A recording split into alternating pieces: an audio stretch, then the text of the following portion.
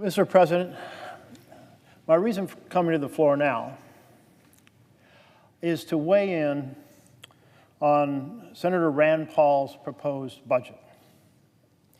Now, if we turn the clock back to July, the beginning of July, Senate Republicans passed President Trump's so-called big, beautiful bill. Many of us consider it a big, ugly betrayal because its core message was families lose and billionaires win. That was not President Trump's message during his campaign. During his campaign, he said he was going to be fighting for families. Then he gets sworn in just down this hallway in the rotunda. And who does he have standing behind him? Champions for families? Health care? For education? For housing? For investment infrastructure? No, billionaires. So that revealed what he was really up to, and that entire bill hurt families. Why? To fund tax breaks for billionaires. Kicking 15 million Americans off their health insurance to fund tax breaks for billionaires. Slashing nutrition assistance for millions of children. Why? In order to give tax breaks to billionaires. Running up $30 trillion in additional national debt over the next 30 years. Why? To fund tax breaks for billionaires. Pretty astounding that a single member of this body would have voted for that bill, running up $30 trillion in debt. Every single person who gave speeches back home and said, I'm all about being fiscally responsible. What's more irresponsible? What could possibly be more irresponsible than cutting nutrition for children, cutting health care for 15 million Americans in order to make the richest Americans even richer? Like the worst possible reason for a deficit or a debt. Families lose, billionaires win. Now, Senator Paul has introduced a budget resolution that compounds that. He says over the next 10 years, we should cut additional $22 trillion out of the programs that serve Americans. Now, if he'd come to the floor and said, we just passed a bill that runs up $30 trillion in debt to fund tax breaks for billionaires, and we're going to take away those tax breaks for billionaires in order to not run up $30 trillion, I'd be right with him. Because that would be wise. But cutting the fundamental programs for families and our national security? Now, any responsible budget plan is going to tell you where these cuts are going to happen.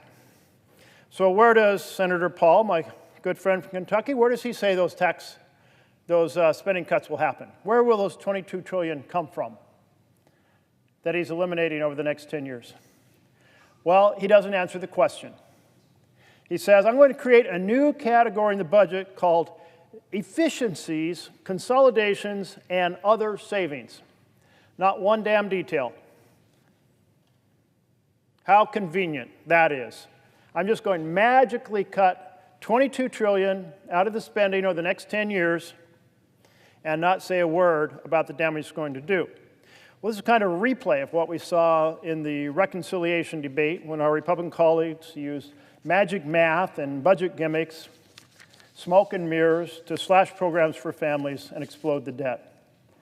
But don't we owe it to our constituents? Don't we owe it to the Americans to be honest about what's being proposed? So I'll tell you. Where are those cuts going to come from? Something of that size. Well, they're going to come from Medicare.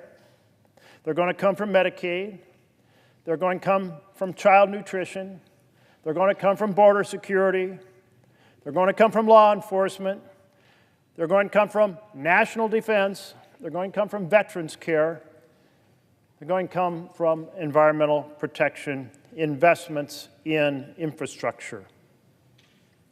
Now, if you spread those cuts evenly over the discretionary budget lines over those 10 years, it cuts 38% of what we spend, 38%. And I'm pretty sure some of my colleagues will say, well, whatever you do, don't cut national defense and certainly don't cut support for our veterans. So then what are we talking about? We're talking about a 48% cut in everything else. Okay, so voting for this Rand Paul budget, you're voting for essentially a 50% cut in Medicare, a 50% cut in Medicaid, a 50% cut in cancer research, a 50% cut on top of the cuts already made in child nutrition, a 50% cut on investments in infrastructure. That's what you're voting for, and that is really beyond damaging to our nation. You want to cut Medicare in half? Well, then put that in the line, explain what it is, and then vote for it. That would show some courage. If you really want Medicare cut in half, tell the American people that. Have the courage of your convictions. Don't hide it between this funny line called new efficiencies or something of that nature. Well, there are obviously always things you can find in the budget that need to be cut.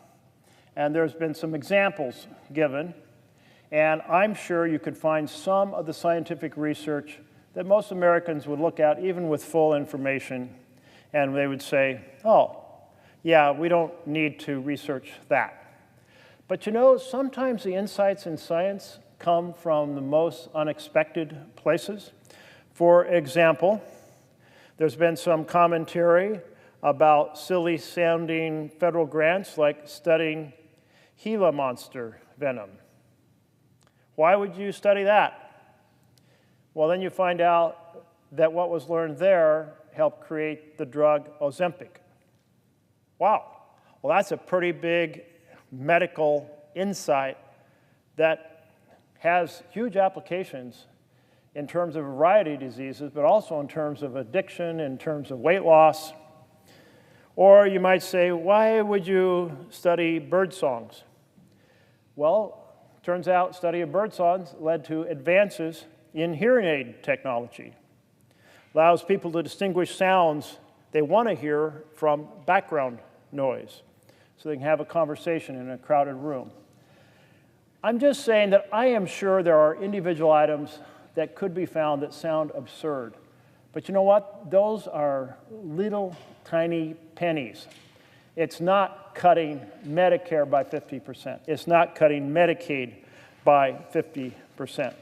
You know, if you want to cut $22 trillion, cut it out of the tax breaks for billionaires. That's the real crime done by the families